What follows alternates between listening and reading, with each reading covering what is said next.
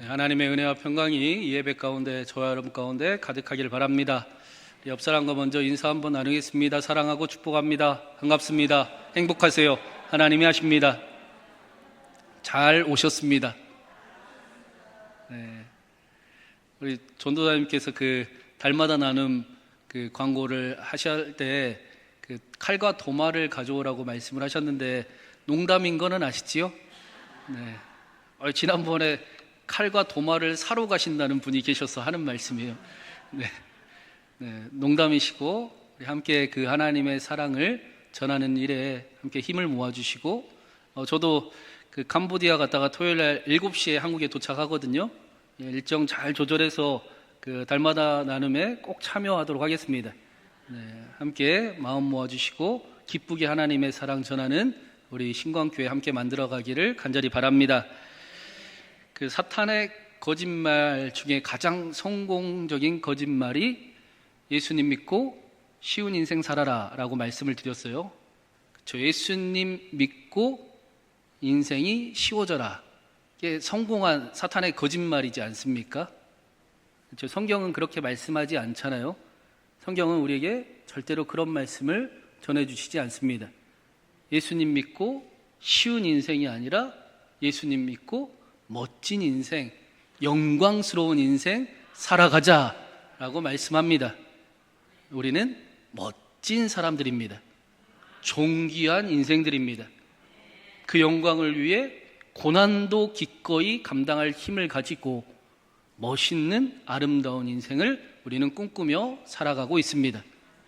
내가 세상 끝날까지 그 일을 위해 너와 함께하리라 라고 말씀하신 것입니다. 요한계시록에 나오는 그 사랑하는 교회들에 대한 편지가 계속 이어지고 있는데 이 교회들에 대한 예수님의 말씀 역시 이와 같습니다. 교회들은 충분히 멋졌습니다. 충분히 대단했습니다.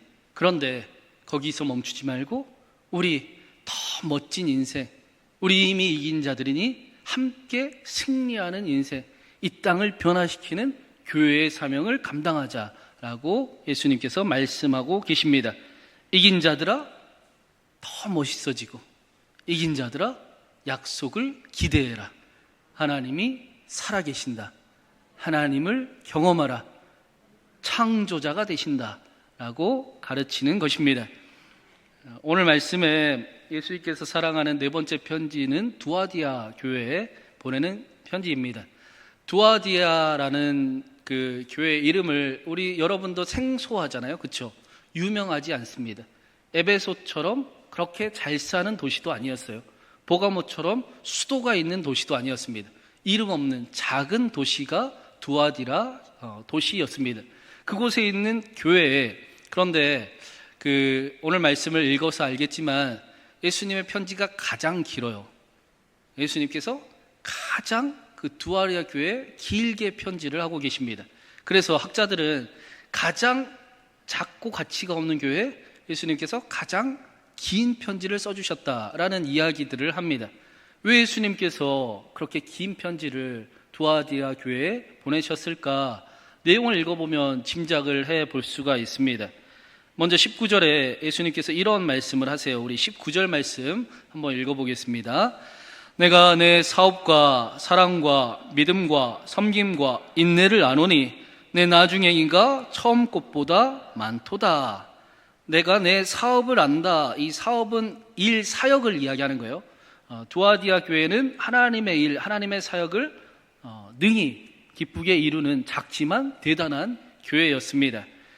그 교회의 사역을 감당함이 많았는데 사람의 생각에는 그 크고 멋진 에베소 교회가 더 대단할 것 같았지만 그러나 작은 두아디아 교회는 끝까지 사랑을 잃어버리지 아니하고 그 사랑을 실천하는 모습을 보이고 있었다라고 예수님께서 칭찬을 하십니다. 그리고 다른 교회들처럼 여전히 환난이 있었지요. 고난이 있었습니다. 그러나 능히 하나님과 함께 고난도 감당하는 그런 교회였습니다. 더 나아가 말씀해 보니까 마지막에 보니까 내 나중 행위가 처음 것보다 많도다라고 예수님이 말씀을 하세요. 그러니까 두아디라 교회는, 에베소 교회는 처음 그 사랑을 잃어버리는 교회였잖아요. 그런데 두아디아 교회는 시간이 갈수록 그 행위가, 그 사역이 점점 더 커지는 그런 멋진, 너무나 괜찮은 그런 교회였습니다. 그런데 20절에 이렇게 아름다운 교회에 문제가 있었음을 예수님이 지적을 하십니다. 우리 20절 말씀도 한번 같이 읽어보겠습니다. 20절입니다. 그러나 내게 책망할 일이 있노라. 자칭 선지자라 하는 여자 이세벨을 내가 용납함이니 그가 내 종들을 가르쳐 깨워 행음하게 하고 우상의 제물을 먹게 하는도다. 두아디라 교회에는 자칭 이세벨이라고 하는 여자가 있었습니다. 하나님이 보시기에는 불의했는데 교회에서 보기에는 자칭 대단한 선지자와 같은 여인이 있었습니다. 그 여인의 가르침은 너무나 달콤했고 그 여인의 가르침이 마치 성경보다 더 옳은 것 같은 그런 느낌을 들 정도였습니다. 그런데 예수님이 말씀하시기를 그 이세벨을 통해서 너희가 행음하게 되었다. 그리고 우상의 제물을 먹게 되었다라고 말씀을 합니다. 두아디아 교회를 보면은 한국 교회의 모습을 많이 생각을 하게 됩니다. 두아디아 교회가 고난도 감당할 수 있었고 순교도 감당할 수 있었고 너무나 멋진 하나님을 향한 열심을 가지고 하나님 앞에 그 하나님의 은혜와 또 감격을 고백하며 또 감사하고 세계가 놀라는 그런 교회를 그렇게 우리도 역시 경험했고 또 이제까지 지내왔습니다. 그런데 그렇게 고난도 감당할 수 있고 박해도 감당할 수 있게 되니 찾아오는 것은 유혹이었어요. 너희가 하나님을 위해 이제까지 그렇게 열심히 교회를 섬기고 또 신앙생활을 했으니까 이제부터는 너희를 위해서도 신앙생활을 좀 해봐요 라는 그런 이세벨의 유혹과 같은 유혹이 한국교회도 찾아왔습니다. 이제부터는 너를 위한 교회, 너를 위한 공동체, 너를 위한 예수를 만들어도 돼 라고 이야기를 한 겁니다. 그 안에 행음하는 도덕적인 타락이 일어나고 죄를 깨닫지 못하는 말씀이 나옵니다. 21절 말씀에 보니까 회개할 기회가 있음에도 불구하고 그 일을 돌이키지 않았다. 왜 그렇습니까? 너무 좋으니까요. 너무 감격스러우니까요. 너무 기쁘니까 죄를 깨닫지 못하고 하나님을 사랑하던 교회가 이제는 하나님을 이용하는 교회가 되었어도 전혀 아무렇지 않는 우리는 예수님을 믿고 있고 교회를 다니고 있습니다라는 고백을 가지게 된 것입니다. 그 일을 보고 예수님께서 19절, 20절 마지막에 보니까 우상의 제물을 먹게 했다라고 말씀을 하잖아요. 두아디라 교회의 예배가 우상의 제물을 먹는 것 같았다라는 겁니다. 예수님 보시기에 그들이 드리는 예배가 우상 숭배랑 별로 다르지 않아 보였다라는 겁니다. 여러분, 우상 숭배가 뭡니까? 그러니까 나를 위한 신을 만드는 게 우상이잖아요. 그렇죠? 그래서 기왕이면 너도 이제는 너를 위한 하나님을 좀 찾고 너도 보상을 받고 뭘 그렇게까지 있으면 신앙생활을 하니 너를 위한 교회를 찾아라. 너를 위한 공동체를 찾아라. 너를 위한 예배를 드려라 라는 그 우상숭배가 예수님 보시기에는 정말 우상숭배처럼 보였다라는 것입니다.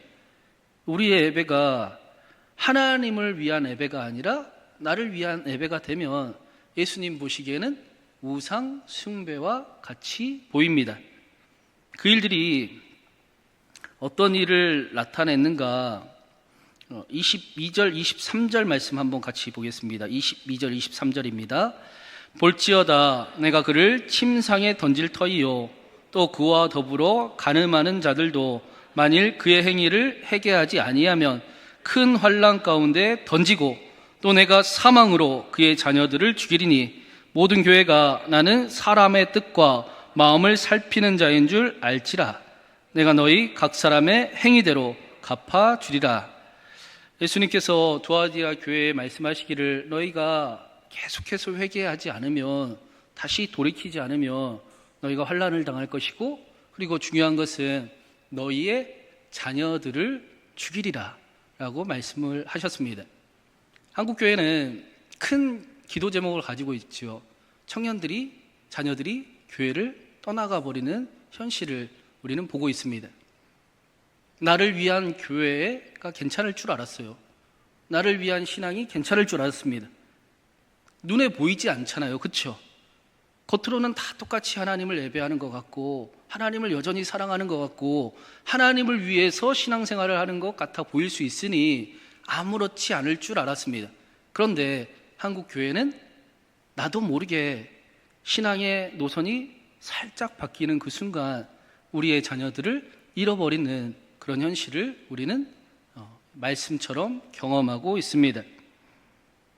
한국 교회 학교가 무너지는 이유 중에 저는 그 분명한 이유 중에 하나는 전도사님들이 너무 자주 바뀌는 거라고 생각을 합니다. 우리 어릴 때만 해도 전도사님이 꽤 오래 계셨어요. 저 어릴 때부터 클 때까지 전도사님이 한 분이셨는데, 요즘에는 교회들이 똑똑해가지고 돈을 아끼기 위해서 교육전도사라는 총회법에 없는 것을 만들었지요. 그리고 2년에 한 번, 1년에 한 번 전도사가 계속 바뀝니다. 다음 세대를 생각하는 척은 하지만 사실은 다음 세대를 그렇게 고민하지 않는 겁니다. 그러니 계속 쳇바퀴 도는 듯 바뀌는 그 교육자의 모습과, 또 함께 열심을 내어 일하려 했던 선생님들의 그 힘 빠짐이 사실은 교회 학교를, 우리 자녀들을 잃어버리게 하는 그 분명한 이유 중에 하나였습니다. 또 한 가지는 우리 청년들도 이제 대학교에 가면은 이제 자기만의 생각을 갖지 않습니까? 그래서 이 복음을, 이 예수님을 내가 어릴 때부터 알았는데 내가 믿어도 될까? 라는 고민을 하죠. 여기에 저하고 고민을 많이 했던 청년들도 있는데, 그런 고민을 하고 신앙의 선배를 보죠. 그분의 모습을 보면서 정말 믿어도 되겠구나. 아니, 나는 이제 그만 그 길을 가겠다라는 결정을 특히 20대 대학교를 가서 많이 하게 됩니다. 신앙의 선배들의 모습을 보고 나도 저분처럼 믿어봐야겠다라는 선택할 수 있는 선배들이 점점 사라져 버렸습니다. 선배들의 모습을 보니까 굉장히 모순된 신앙생활을 하고 있지요. 굉장히 이중적인 신앙생활을 하고 있습니다.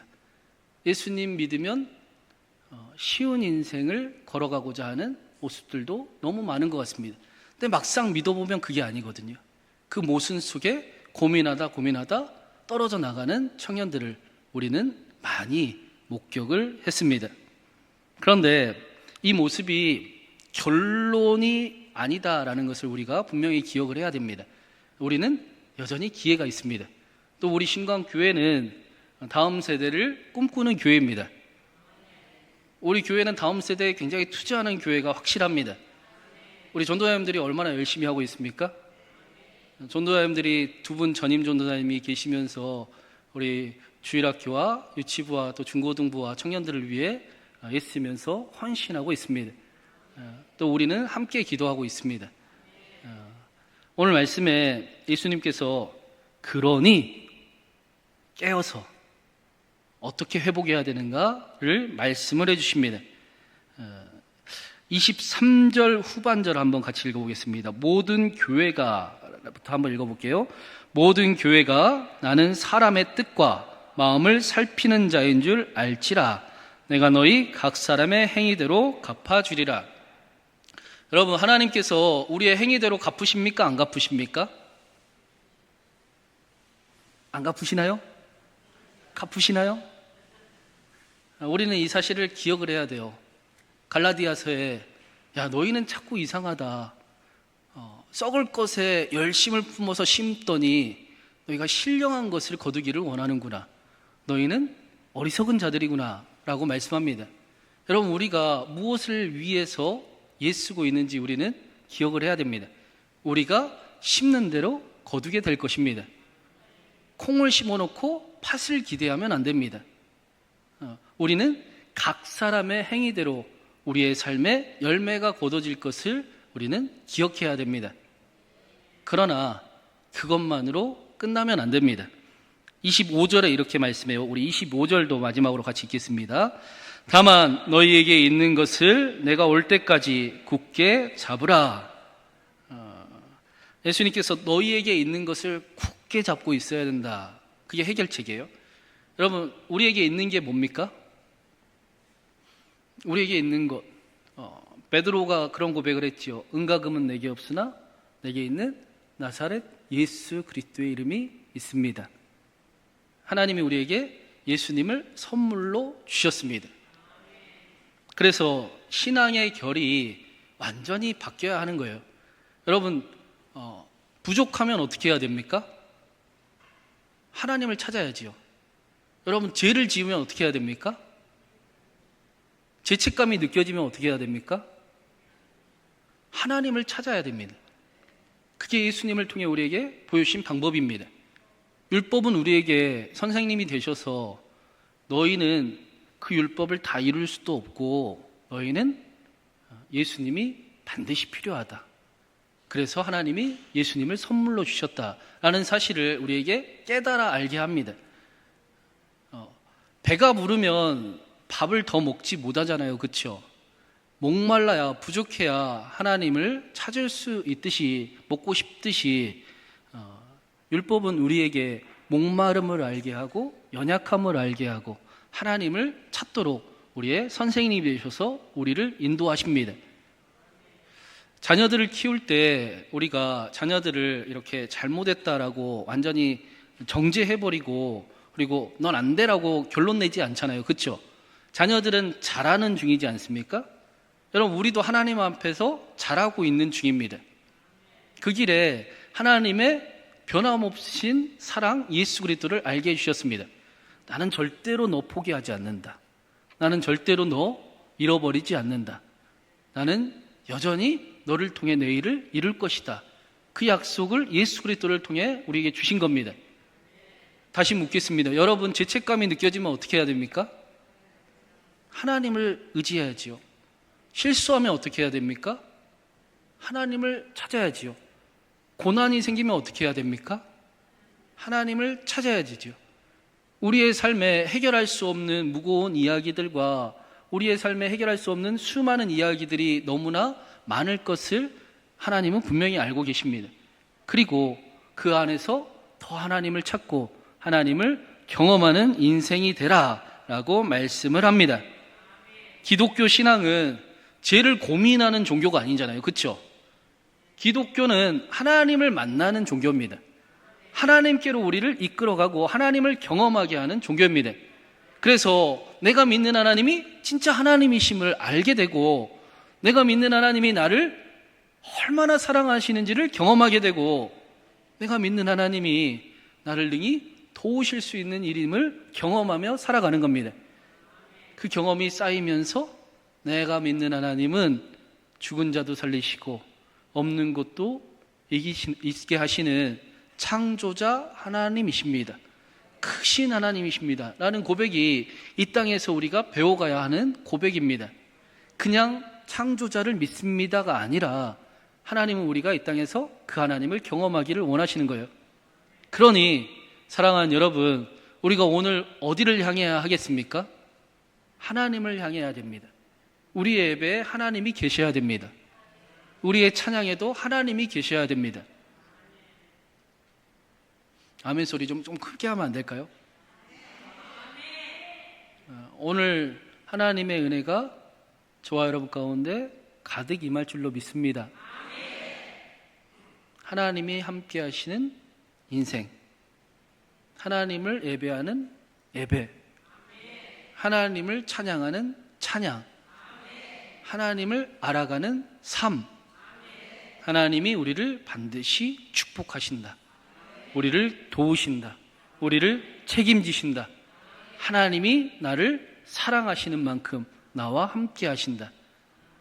그 믿음이 저와 여러분 가운데 날마다 가득하기를 바랍니다. 그래서 하나님을 다시 사랑하는 인생들이 되시길 바랍니다. 유혹에 넘어가지 아니하고 때로는 넘어질 수 있지요. 그러나 하나님, 그렇기 때문에 내가 하나님 앞에 더 나아갑니다. 하나님을 더 사랑하기를 원합니다. 하나님, 더 하나님 사랑하는 삶 살아가게 하여 주시옵소서. 그 고백이 저와 여러분의 고백이 되어서 더 놀라우신 살아계신 하나님을 만나는 축복이 저와 여러분 가운데 가득하기를 간절히 바랍니다.